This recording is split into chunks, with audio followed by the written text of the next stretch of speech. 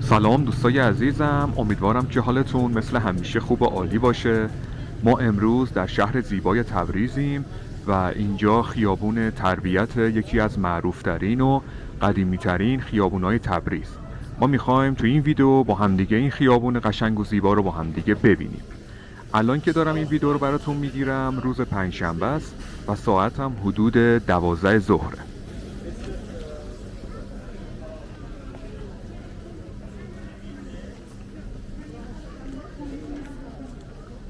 همونطور که بهتون گفتم خیابون تربیت یکی از خیابون‌های قدیمی و معروف و یکی از جاذبه‌های گردشگری شهر تبریزه. تقریباً تو مرکز شهر و فاصله کمی هم با بازار تبریز داره. اگر به تبریز اومدید حتما بهتون پیشنهاد میکنیم که این خیابون زیبا هم بیاین و ببینید.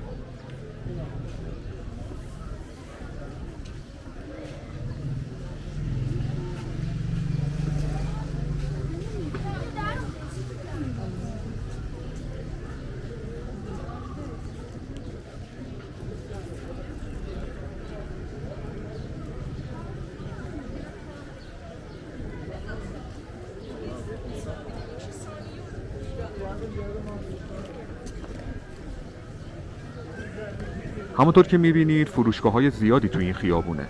شما میتونید از فروشگاه‌های لباس گرفته تا صنایع دستی، سوغاتی، کیف و کفش و محصولات دیگر رو با قیمت‌های خیلی مناسب‌تری ببینید و اگه دوست داشتین بخرید.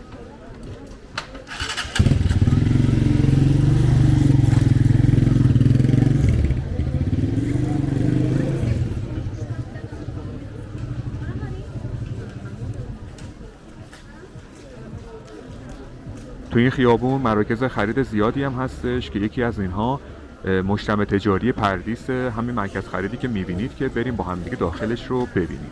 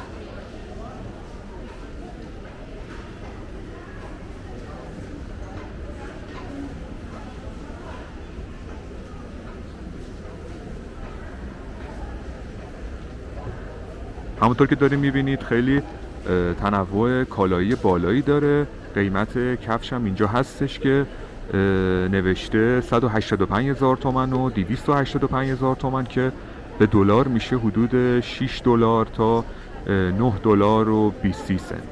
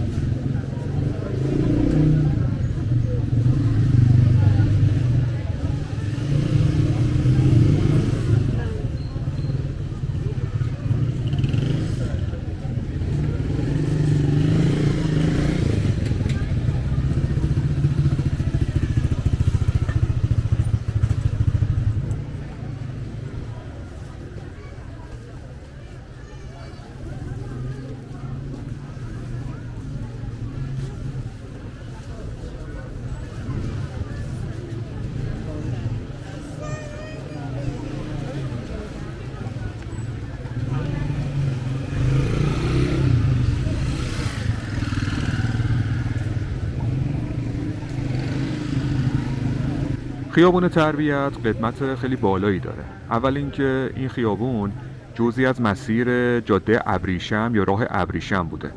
برای اون دسته از مخاطبایی که نمیدونن جاده ابریشم چیه، بگم که جاده ابریشم یا راه ابریشم مهمترین و قدیمیترین و یکی از جاده‌های خیلی طولانی دنیاست که حدود 2100 سال پیش ساخته شده و تا حدود 1700 سال هم مورد استفاده قرار می گرفته. تقریباً از شرق چین شروع می شده و پس از گذشتن از کشورهای مختلف به اروپا و یه قسمتش هم به آفریقا می رسیده و این خیابون هم بخشی از همون جاده ابریشمه. خیابون تربیت هم حدود 100 سال پیش با شروع خیابون سازی و شهرسازی تبریز ساخته شد و جزو یکی از اولین خیابون‌های تبریزه.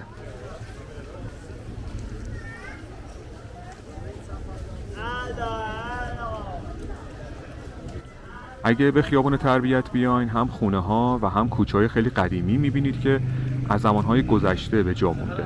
شهرداری تبریز هم توی کار خوبی که انجام داده یک سری مجسمه گذاشته، مثل این مجسمه‌ای که دارین میبینید که میتونم بگم نماد مشاغل سنتی قدیمی تبریزه.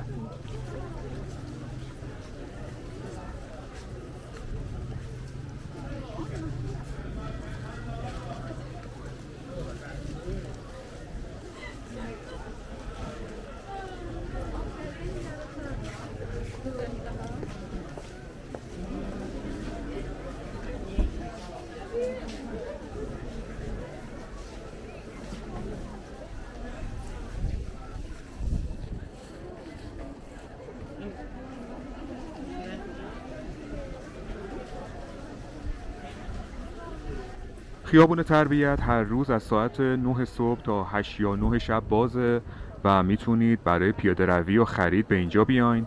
نزدیک به میدون ساعت، به بازار تبریز نزدیک، به مسجد کبود، موزه آذربایجان و با یه فاصله کمی با ارگ علیشاه که شما میتونید با 5 تا 10 دقیقه پیاده روی به این مکانهای دیدنی برسید و اونجاها هم ببینید.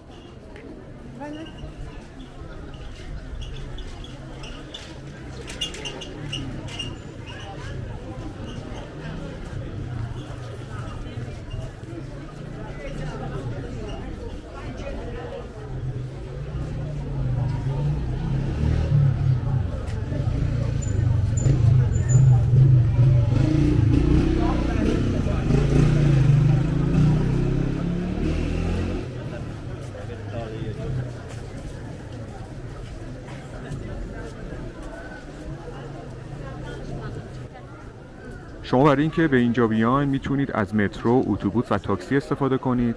میتونید ایستگاه مترو میدون ساعت از قطار پیاده بشین و با حدود 2 دقیقه پیاده روی به اینجا برسید. میتونید از اتوبوس‌های تندرو یا همون بیارتی هم استفاده کنید و کلاً دسترسی خیلی خوبی داره این خیابون.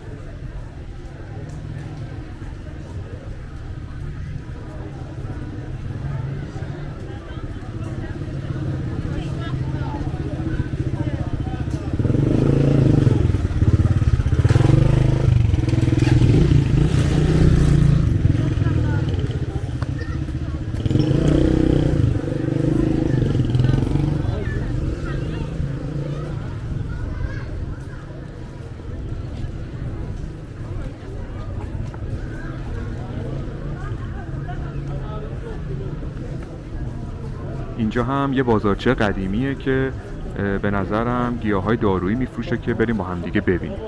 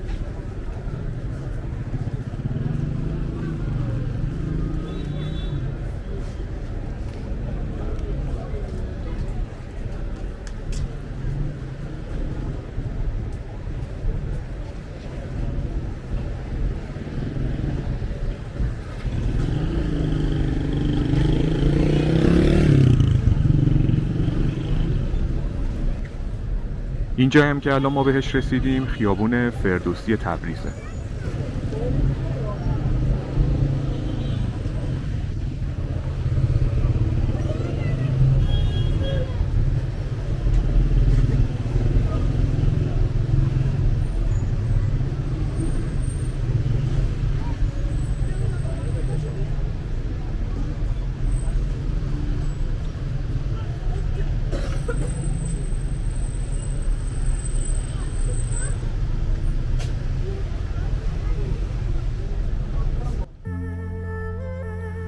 دوستای عزیزم خیلی ممنونیم که از ما حمایت میکنید، خیلی ممنونیم که این ویدیو هم تا آخر نگاه کردید.